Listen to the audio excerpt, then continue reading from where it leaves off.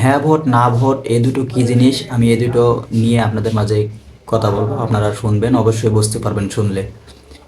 তো আমি হ্যাঁ ভোট দিয়েই শুরু করি। যে হ্যাঁ ভোটের নিয়ম হচ্ছে, যদি একটা সরকার 10 বছর থাকে এবং 10 বছরে যদি আইন পাশ হয় যে না 10 বছরের বেশি কোনো সরকার আর থাকতে পারবো না, যেরকম যুক্তরাষ্ট্রে 5 বছর অথবা 4 বছর নিয়ম একটা আছে যে 4 বছরের বেশি কোনো ওই সরকার আর থাকতে পারবো না, আবার নতুন করে ভোট হয়ে সরকার নির্বাচন হবে আবার নতুন করে।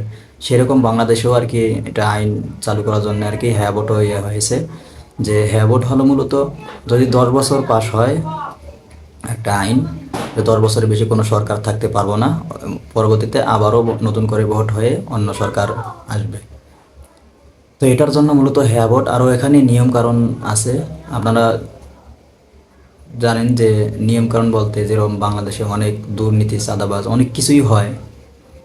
তো এগুলো আবার কি জানি কয়, ধর্ষণ মামলা অনেক কিছুই হয়, মানে সুদ ঘুষ দিয়ে অনেক কিছু আর কি, মিথ্যা মামলা দিয়ে ভালো লোককে ফাঁসানো হয়। এইগুলো আর কি যেন না হয় তার জন্যই হ্যাঁ ভোট। এবং 10 বছরের বেশি অথবা 5 বছর 10 বছর আইন করলো যে একটা সরকার থাকতে পারবো না, 10 বছর যদি আইন করে তো 10 বছরের বেশি থাকতে পারবো না, তার জন্যই হচ্ছে হ্যাঁ ভোট।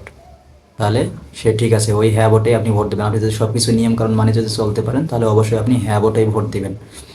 আর না ভোট হচ্ছে আপনি নিয়ম কারণ কোনো কিছুই মানবেন না, মানে আপনি আপনার স্বাধীনতাভাবে আপনার ইচ্ছাকৃতভাবে আপনি দেশ চালাবেন। যেমন যদি কেউ সরকার থেকে 10 বছর যে আইন পাশ করে যে না 10 বছরের বেশি কোনো সরকার থাকতে পারবে না, কিন্তু আপনি কি মানলেন না যে না আমি 10 বছরের বেশিও থাকবো, তার জন্য কিন্তু না ভোট। আর নিয়ম কারণও আপনি কোনো কিছু মানবেন না, যেমন ধর্ষণ মামলা টামলা এগুলো যদি হয় কোনো কিছু আপনি মানবেন না, যেগুলো হয়েছে হয়েছে বাদ, কোনো কিছু নেই, তাহলে তার জন্য না ভোট।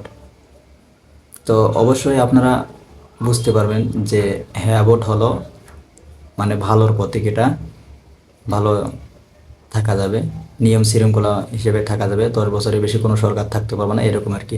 তো আপনারা অবশ্যই বুঝতে পারছেন।